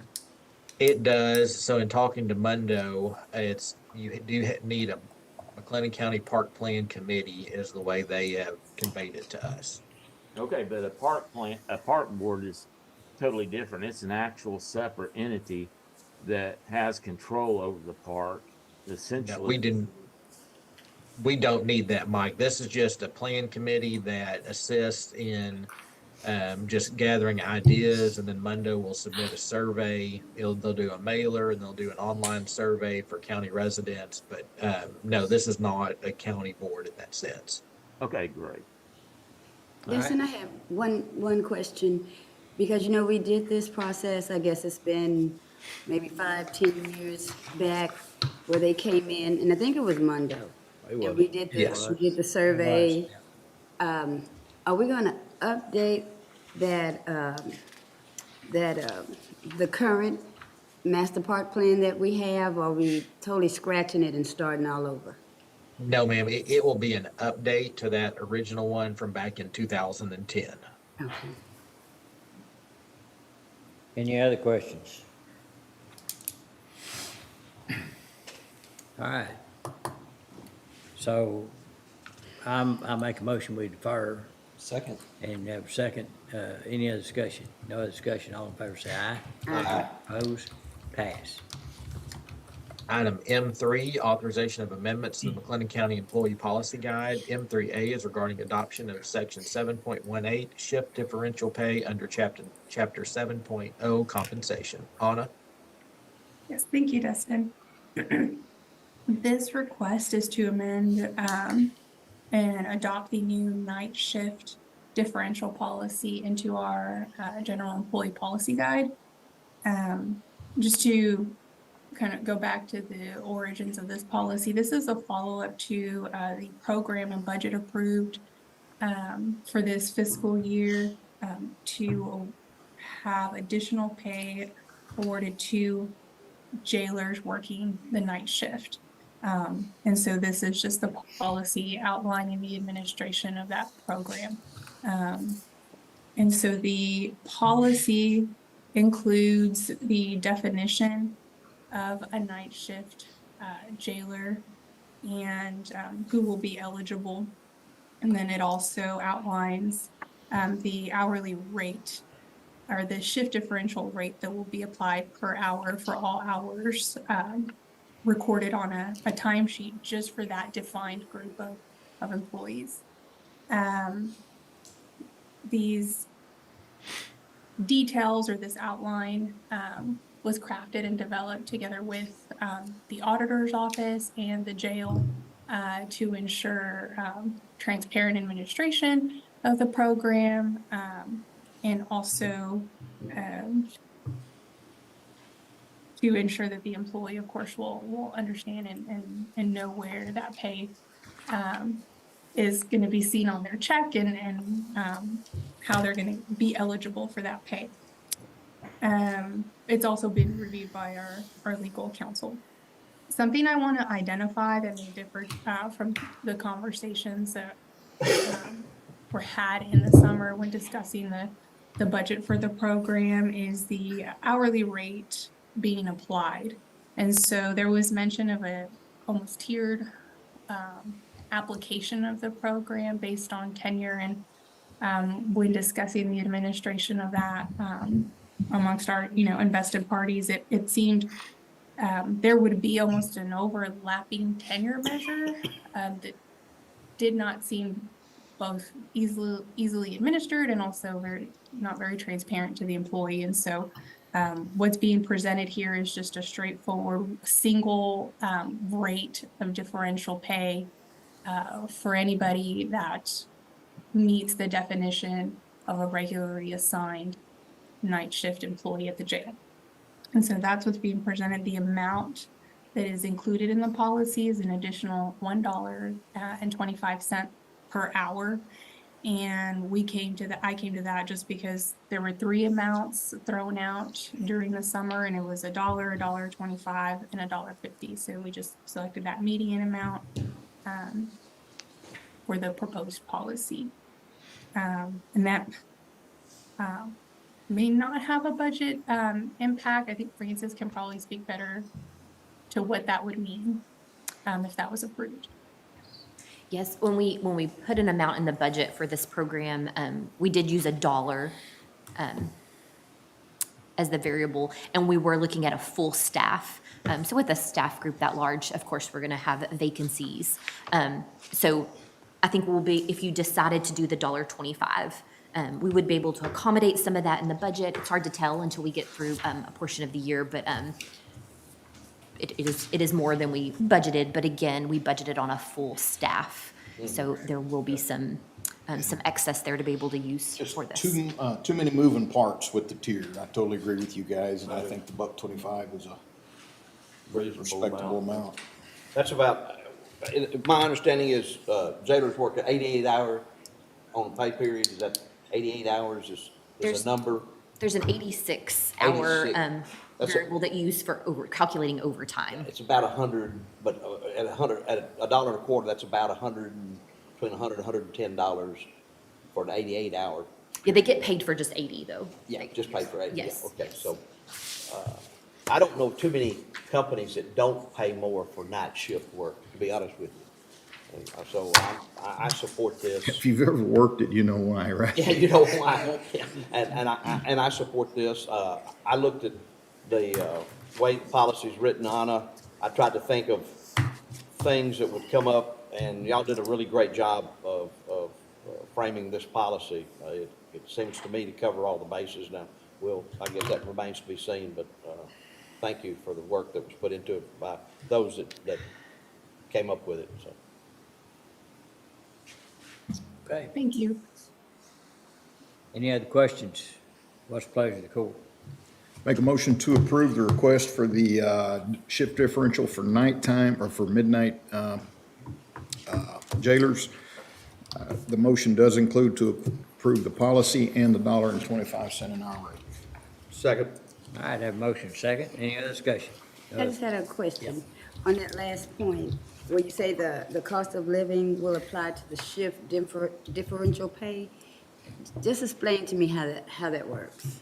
Where are you putting the COLA each year? So it'll work very similar to how the current step plan works. So currently with the step plan, if a COLA is approved, that percentage is applied to each step of the structure. And so it'll work in that same way for the night shift pay. So for instance, if for fiscal year 2025, a 3% cost of living adjustment were to be approved, we would apply that percentage to the $1.25 rate, which would be an additional 3 cents or 4 cents if you round up. If they work 100, excuse me, go ahead. Well, then my question is for clarification. Like all other positions throughout the county, why wouldn't we put the COLA on the base pay? We do.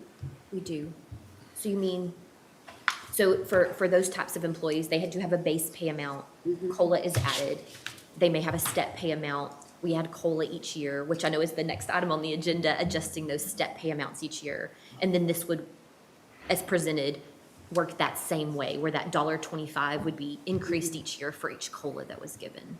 Okay, then explain the logic to me. Why are we putting COLA on the step pay if they're already getting COLA on their base pay? So it just keeps those two amounts make up their total pay, step pay and base pay. So it's just keeping those amounts in line with the market, with other, The value with all the things of that. $1.25. So what happens is it will reflect the CPI or Yes. whatever we typically use.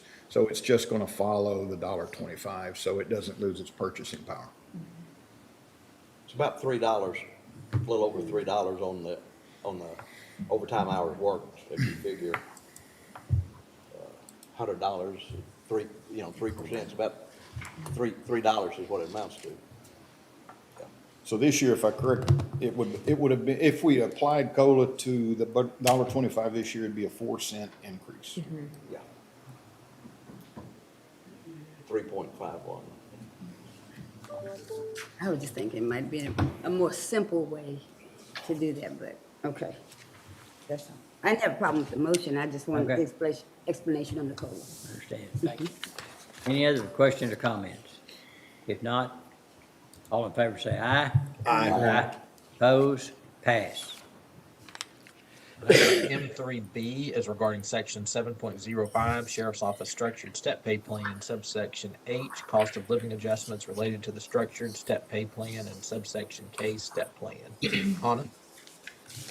Yes, this is an annual amendment that HR puts forward, as I just mentioned, related to the step pay, and that's just updating the step pay plan with the cost of living adjustment approved for the fiscal year. So we apply that percentage both to the base pay and then to each step of the plan, again, to have their entire pay updated with the cost of living adjustment. And we put that in the policy manual to be able to share that with employees on an annual basis. Done every year, right? Yes, sir. Okay. All right, what's the pleasure, court? Move to approve M3B. Second. Have a motion and a second, any other discussion? No other discussion, all in favor say aye. Aye. Opposed, pass. Thank you. Thank you. Right, if we could go back to the supplemental, item C1, discussion and/or action regarding the First Amendment to the interlocal agreement with City of Waco for participation in tax increment financing TIF reinvestment zone number 4, including expansion of TIF zone 4. Chris? Good morning, Chris. Good morning. That was a mouthful. Yeah, it was. Well, what you have before you is a proposal by the City of Waco and the TIF number 4 board to expand current TIF number 4. So that was established with an interlocal agreement with the county in 2022. And then at the time, that was 11,150 acres. This new expansion is focused on the southwestern portion of Waco in the industrial area, and this would bring an additional 1,017 acres into the TIF.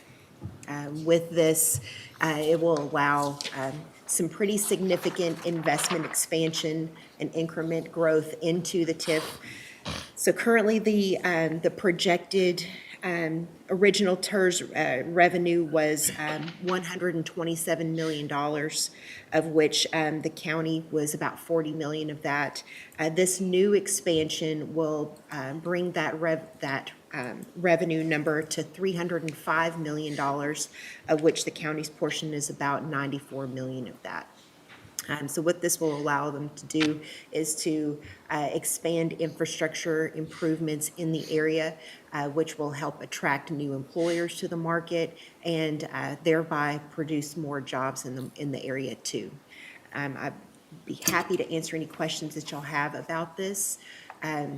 You'll see that from the map that Dustin is sharing, it is predominantly undeveloped industrial land.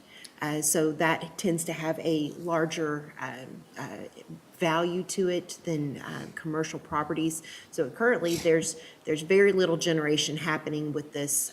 It's either exempt from property taxes or it's under ag exemption. So once it comes onto the rolls, that the land value itself will have a significant increase of increment into the funds. And then when there are real property improvements that go on there, that increment will go into it as well. The county's contribution, as a reminder, is 70% of the value of the increment, or the generation of the increment going into the fund. The city is also at 70%, and McLennan Community College is at 50%. Okay. I ask you this question, I just wanted to ask it here. Yes, sir. The new, the new The plant. graphic patching, yes, sir. The packaging plant is slated for, Yes, sir. There are some Yes. pretty significant infrastructure improvements that have to go to support that. Water line extension, sewer, drainage, a new road is being constructed to support that as well. So in all, you're looking at between the City of Waco's off-site improvements and the proposed improvements that the Industrial Foundation would bring forth, you're looking at probably close to $50 to $55 million worth of infrastructure improvements. But not just to support that. What it does is it expands capacity, not only to support graphic but also other industrial users for that area too. But what I understand the commissioner saying is, in this increased TIF 4 area, it includes that new packaging Yes, sir. plant is in this increased area. Which Absolutely. it wasn't before. Correct. I have a question, and I know the city of Waco can expand its TIF zones, according to their liking. But I know the original intent of creating TIF zones are for areas, for instance, like they did the North 25th corridor, how they expanded that one, or the LaSalle corridor, for blighted areas. Correct. In order to attract private development. This is prime property. Is the tax code allowing them to do this expansion out here? Yes, ma'am, it does allow them to do that expansion, and what it does is it will bring new dollars into the TIF that can be used across the broader TIF area. So, Dustin, I don't know if you have the larger map that shows the entire area, but it does include a variety of areas across McLennan County, including areas in the LaSalle and South Waco area, and as well as areas included the Floyd Casey area. It even goes all the way up adjacent to TSTC. And so there's a variety of areas that it is encompassing, that those dollars can be used across the entire zone.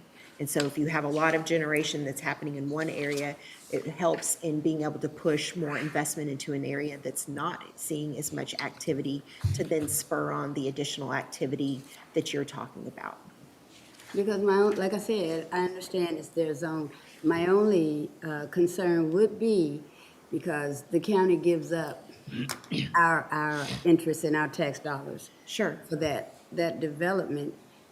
And I'm thinking that the whole purpose of the program is to create development throughout an area. And so I'm just a little concerned that we're enhancing and increasing an area that really doesn't have a problem with development. I would say, I completely understand where you're at there, but one, those are dollars that don't exist at this point. So it's still bringing in a significant amount of revenue for the county with this, although some of it's being diverted into the TIF. So the county itself would retain about $40 million that doesn't exist now. And then when you look at it from the perspective of there is limited capacity in that area right now. And so the use of these TIF dollars does expand capacity, and it does it in a way in which no single entity is having to put those dollars out there. So the city of Waco doesn't have to go and find additional money that they don't have available now to be able to pay for those infrastructure improvements. It helps, in this instance, it's bringing a private sector partner to the table, and than paying it out through the TIF over a period of time, rather than having to go out and bond for those dollars now and put that burden on the taxpayer. And I understand, and I'm sure it's a wonderful project. I just don't want us to forget Yes, ma'am. that the incentive is to bring development to areas where private industry would, in some cases, not go. Yes, ma'am. And so when I have an area where it's clear there's no problem with private industry being drawn to that area, is there a need for TIF funding? And that's just hypothetical. Would that area grow and expand without that incentive? That's hypothetical. And so that's my only concern, is to make sure that I keep watching that where that tax program, how it was created and for why it was created, that we still don't lose sight that the tax focus is on those areas that would not normally receive that private development. I'm not saying I'm against it. No, I'm just I saying I'm understand. watching it. Yeah, I understand. Help me, because I understand what she's saying, and the way I'm looking at it, correct me if I'm wrong, is if I'm in the TIF period, I should be supporting this because there's more funds coming in that I could apply for, correct? Yes. So the TIF, because the TIF 4, I guess is what we're showing up here. So there's not any set amount that goes to a designated area. It just No, goes the in dollars TIF are available, it funds. goes into the Right, pot, it's and going to anybody the that needs it. Right, so Oh, it will increase your chances. TIF 4 has to stay in TIF 4. Correct, but if there are areas And I of think TIF. that's what he meant, yeah. Yeah. Yeah. That's what he meant. If you're Anywhere in TIF 4, it should be a TIF boom. 4. Yeah, so if you're in an area that's not seeing a lot of development, the pot is larger for you to draw from than it would have been without the expansion, right? So I think that's the point, is that we have an opportunity to leverage investment that is potential investment into the area to benefit a larger part of the community too. Okay. And I'm in with this. I have a little left. Yeah. On graphics, so their entire development is gonna be in the increment, right? Correct. And so, do we have any separate agreements with them? Did we give them a tax abatement agreement for anything? Mike, we're still working through those things right now, but whatever is done will not include the real property because of the TIF. Okay. And I'm just gonna end. My little nephew, he's adorable. So at big holiday dinners, and he's a young kid. We'll be passing the food, and if we keep missing him, he goes, "Hey, what about me? What about me?" And so all I'm saying is those areas within the TIF 4 zone that meet the criteria of the tax code, and those are areas that you wouldn't normally go to develop, it serves as a calling card. Yep. That this is an incentive for you to consider coming over here, so. Yeah. What about me? What about me? Well, I would say that instead of a 10-pound turkey to get from, he's going to have a 20-pound turkey. Okay.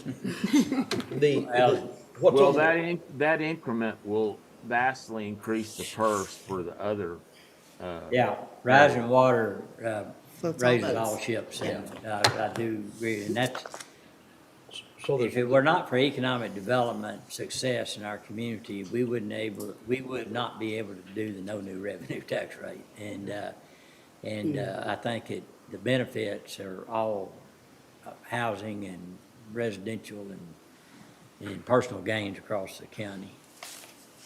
Commissioner? I was just gonna say, what was on the, board up here was the entire zone. Yes, sir. So it was the entire zone. So and there's no requirement that a zone be contiguous? No, sir, that You can- requirement has you can been pick and choose. eliminated. Yes, sir, so you can No, pick no and choose. requirement, all right. Correct. And then maybe it's just me making this statement, and I certainly doesn't reflect on how I'm gonna support this, but it does concern me a little bit. It seemed like the horse and the cart got reversed here, that we brought in this business that we were excited about, and the tax money it's gonna generate, and then we throw a TIF on top of it instead of the other way around. Now, that's just me speaking. I think that's a fair assessment. I'd just say that We weren't there in the negotiations either, so that's hard. Yeah, and I think, there were some discussions about how we might do this, and this was one of the solutions. And then going through this process just takes time, so. All right, any other questions, comments? All right, what's the pleasure of the court? Motion to approve. Second. Motion made, second, any other discussion? No other discussion, all in favor say aye. Aye. Opposed, pass. Thank y'all. Thank you. Dustin, we've got about a little less than 15 minutes that we need to, we want to go into executive session. Thank you, Chris. Yeah, we can do that, Judge, if you'd like to. All right, well, tell me, are we going to be able to get through it? We'd be cutting it close. I don't think with an executive session, we could be done. Do you want to leave, stop right at 11 or go to 11:15? I don't want to go any later than 11. We need to be walking out of here at 11:15, so. I think if we've got a bunch of annual orders coming up that if we knock out quickly, if we want to spend another 5 or 10 minutes and see where we are, the executive session should not take long. Okay.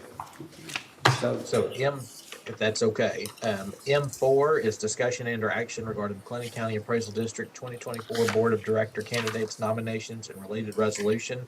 Just as a reminder, we need to have this back to McCad by October 15th. I think Commissioner Perry, I think you would like to continue your service on the board. Yes, sir. Is that what this board is? Yes. Is that what we're talking about Yes. here? Yes. Or is that new board that they? No, but that's they've one of the added reasons I want to seats. stay on, because I think we need some consistency. Because we're going to have an election where 3 people are elected from throughout the county to be, so general citizens, so to speak, sitting on the board. So we've got a remodeling project that I want to see through, and then I want to see this through of getting the setup and understanding how we're going to work forward. So this will probably be my last one, but I would like to be appointed one more time. I have certainly no problem with that. Do we have to nominate one for each position? Or We just do not. nominate- Say it We again? can just up to the 5. We can do one or all or any number. So How have our representatives, I know it's you and I'm not sure for the other one, but how Councilman have our Holmes. county representatives worked? No, the ones that we voted and Oh. didn't have on there, how? Yeah, we typically, from the past, we know about how many votes it takes to get in, and then what we have left over, we can give to another candidate. So today, can we nominate you based on this for this board? And then just move forward and wait to see how our votes are going to be cast once everybody else nominates? That's exactly how it unfolds. Okay. All right, That'd be my motion. all right, motion to make a nomination. Councilman, Commissioner Ben Perry. Yeah. All right, are there other nominations? I don't have a problem with the representatives we've assisted in the past. Right. We'll get- But we don't have to nominate them, we just give them Right. extra We just votes. vote on them, yeah. Right. So, this is our nomination, and then once all the nominations are in, we'll get back, how many votes we can cast, and so we make sure that our nominee gets in, and then any left over, we can discuss here to say who we want to support That's fine. at the other nominees. Okay. And it's a very, it's a good functioning board. Yeah. Good group, there's a good body right Good now. attendance, yeah, I'm excited to work with them. okay. All right. So we have a motion you had a motion. I was, my motion. All right, and I'll make a second. Any other discussion? No other discussion, all in favor say aye. Aye. Opposed, pass. M5, discussion and or action regarding courthouse Christmas lighting ceremony, including approval of orders of acceptance of donations, committee updates, and related matters. TJ? Yes, so the court had showed some interest in lighting the courthouse a little bit early this year. So what we were proposing is to go ahead and light the courthouse on December 1st and then actually hold our event on December 15th. So we're looking to the court to see if that's okay. Yes, sir. That's Yep, good. Sounds that's what- good. I think that's what we wanted. Okay, sounds good. All right, so, what's the pleasure of the court? Motion to approve the request for the Christmas lighting at the courthouse. Second. I have a motion second, any other discussion? No other discussion, all in favor say aye. Aye. Opposed, pass. Judge, if we can knock out these annual orders and see how much time we have left, if that's okay. All right, M6 is adoption of various orders relative to FY '24. M6A is order setting compensation for jurors, members of the grand jury, and grand jury bailiffs. These changes were discussed during budget, and the pettit jurors is related to a legislative change in that dollar amount. It did also increase the amount paid to the grand jury bailiffs up to $120 for each day or fraction of day they serve. M6B is order designated day and location for regular special commissioners court meetings, and this has not changed. M6C is order authorizing county engineer and or assistant county engineer to sign requisitions, exemption certificates, cooperative agreements for flood control structures, and state reimbursement forms. This one has not changed either.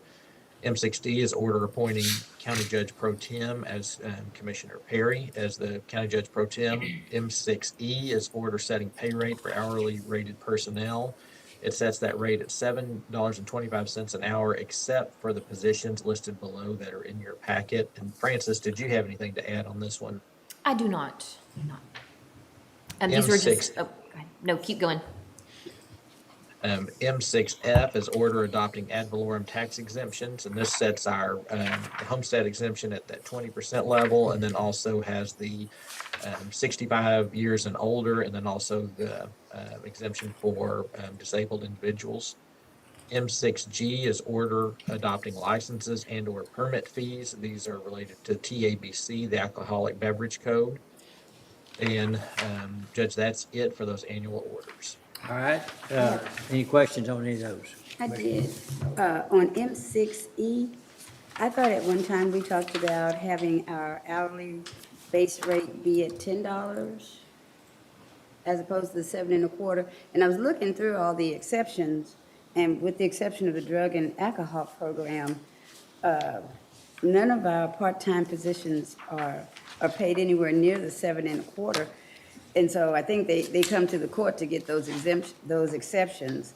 Yes. Is it any reason why we have to keep it established at the 7.25? Because we're not paying anybody 7.25. No, if a position that's not listed here wanted to enact their part-time, they would bring that to you and request that There increased might be amount. something that comes up that would be a, very That's state, fill in. that's yeah. minimum wage right there, 7.25, Yeah, right? that's We federal. just set it at minimum Yeah, wage, we is just what we've said done. it minimum, Then we set our we're exceptions. paying more than that on Yeah, everything. we are. Yes. And then Anna helps you decide, based on what that position is doing, what you Okay. want to set that So I rate think for. when we look at that, we do want that higher, and we've been consistent in doing that, but Okay, just establishes okay. a base. Move to approve M6 through, what, M6G, M6A through M6G, is that correct? Yes. Yes, sir. All right. Second. Have motion second, any other discussion? No other discussion, all in favor say aye. Aye. Opposed? Pass. And we do have two others. M6H, order declaring certain property as waste and authorizing the recycle or disposal of said waste property. And M6I, order exempting vehicle and equipment repairs. So Ken? These are my standard orders I bring to the court each year. Allows us a little latitude in getting rid of items that are determined to be waste. And the other one is just an exemption from bidding on vehicle and equipment repairs. A lot of times that's hard to determine up front on what that's going to be, so we just request that the court allow us to exempt it. All right, I make a motion, we approve those two items. Second? There's a motion second, any other discussion? No other discussion, all in favor say aye. Aye. Opposed? Pass. M7 is approval of McLennan County holiday dates for 2024, and that list is in your packet. They forgot a couple of dates on here, and that would be Scott and I's birthday, so. We'll take them. Yeah, well, I think we can just take off on our own. I'll make a motion to approve the county Second. holidays. Second. Motion second, any other discussion? No other discussion, all in favor say aye. Aye. Opposed? Pass. For the record, I would M8. have added it. I'll add those here. Yeah. M8, authorization of release of property damage claim and acceptance of settlement offer from CNA Insurance. TJ? Yes, so we had a lawnmower run into one of the exterior units over at Juvenile and do some damage. So this is ratification of the insurance agreement from the lawn care company. All right, any questions? If not, is there a motion to approve? So moved. Second. Have a motion second, any other discussion? No other discussion, all in favor say aye. Aye. Opposed? Pass. M10 is authorization of refund requests for overpayment of real estate taxes, and the tax office has submitted those that are in your packet. And just as a reminder, these are the ones that are in excess of $2,500 that must be approved by Commissioners Court. All right. any Motion questions? to approve M10. Second. Have a motion second, any other discussion? No other discussion, all in favor say aye. Aye. Opposed? Pass. Dropping down to M12 regarding Texas Association of Counties Risk Management Pool Workers Compensation Program, authorization of 2024 workers' comp coverage documents and worksheets. Anna? There I am. Yes, this is just a completion of the questionnaire that we submit every year to TAC for our renewal. We're just requesting authorization to submit this updated paperwork for the incoming fiscal year, which includes our updated budgeted positions, confirmation of the coverages we're wanting, and then information on our aircraft piloting and Your election of recommendation, alliance election form. and your recommendation is that we approve this list as presented. Yes, sir. All right, next pleasure of the court. Move to approve. Second. Have a motion second, any other discussion? No other discussion, all in favor say aye. Aye. Opposed? Pass. Under item P, McLennan County Radio Tower Project. P1 is discussion and/or action regarding provision of power service for a DPS tower at Road and Bridge Precinct 3. And Ken, you can help me with this, but I know we need to get the tower turned on there to get the lighting system turned on and to expedite this process. Frank has been working with the state, and the recommendation is for us to get power to the site. Brief. Oh, yes. That explains it perfectly. Again, the agreement is that DPS pay for the electricity for the tower, so temporarily we'll turn it on under our name.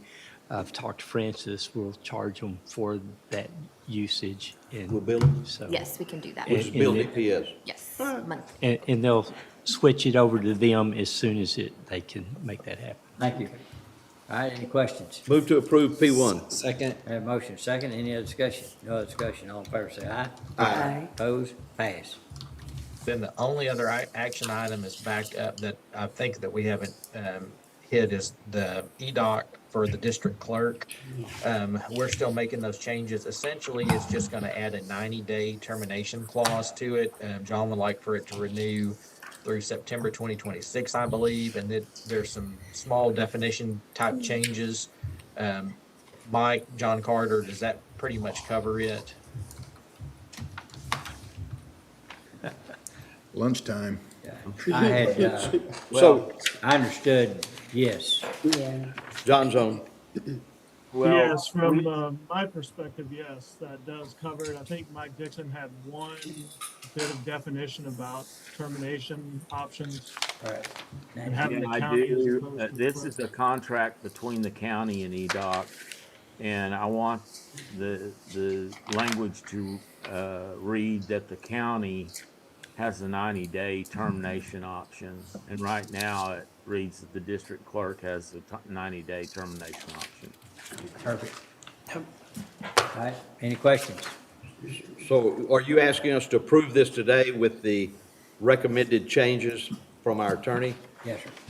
Yes, sir. Is that correct, Yes, sir. Mike? Okay, okay. Yes. That'd be my motion. Second. I have motion second, any other discussion? No other discussion, all in favor say aye. Aye. Opposed? Pass.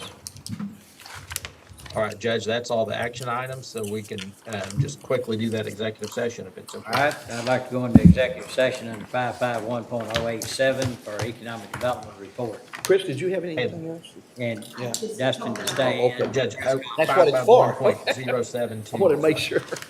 Say it again, Dustin.